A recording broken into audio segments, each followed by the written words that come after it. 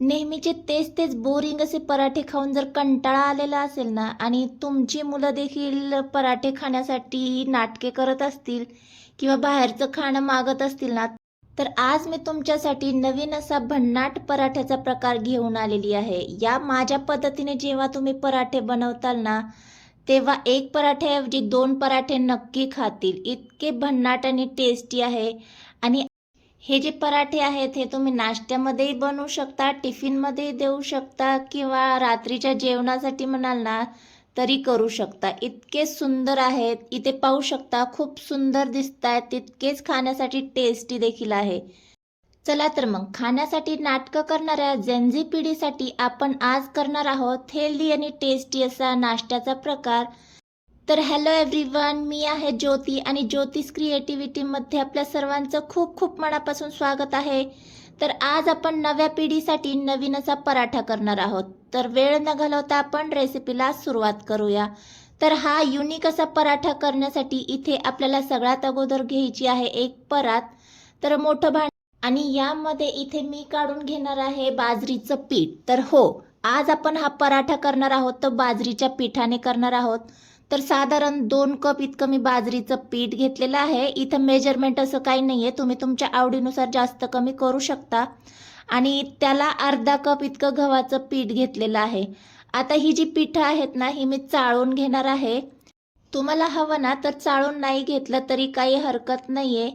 आता हे आपले सगळे पिठं चाळून झाली. आता यामध्ये मी घालून घेणार आहे साधारण 1 ते 1.5 कप इतकी स्वच्छ धुवून बारीक चिरून घेतलेली मेथी.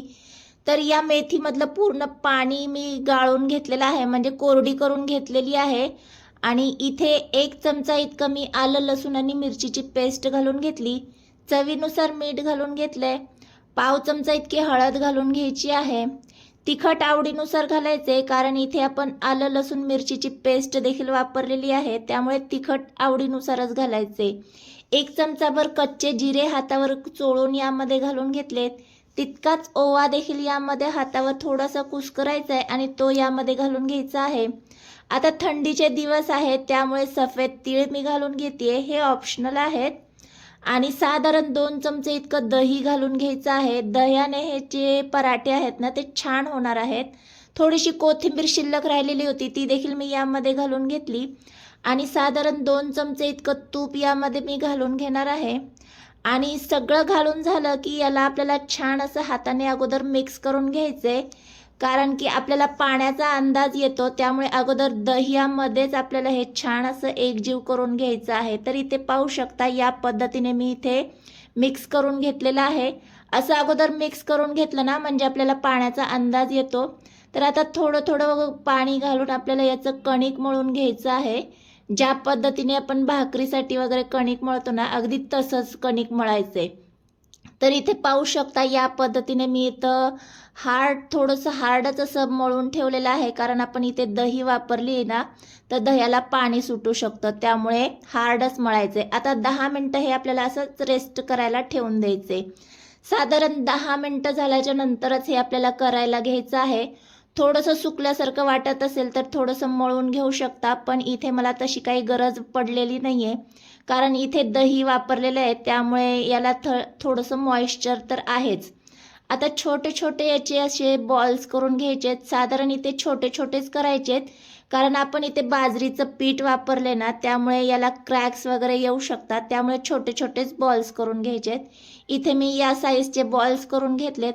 आता हे बॉल्स ना आपल्याला लाटून घ्यायचे आहेत, त्यासाठी मी सुकं पीठ देखील घेतलेलं आहे, गव्हाचं पीठ. आता हे आपल्याला छान असं लाटून घ्यायचंय.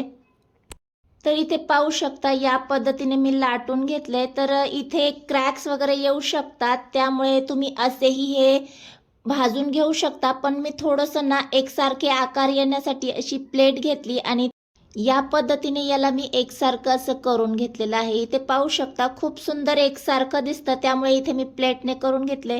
हे तुम्ही असेही भाजू शकता, पण थोडेसे मी ना वरून सफेद तीळ लावून घेतेय, म्हणजे ते दिसायलाही छान दिसतात. हलकंसं लाटण्याने प्रेस करून घ्यायचं, म्हणजे ते चिटकले जातील. आता इथे पाहू शकता या पद्धतीने आपण इथे पराठा लाटून घेतलेला आहे. दिसायलाही छान दिसतो आणि थिकनेस पाहू शकता, असे थोडेसे थिक ठेवायचे. आता सगळे पराठे आपण करून घेऊया आणि एक एक पराठा आपल्याला शेकायला घ्यायचा आहे. तर इथे मी पॅनमध्ये थोडंसं तेल घालून घेतलंय आणि यावर हा पराठा आपल्याला शेकून घ्यायचा आहे.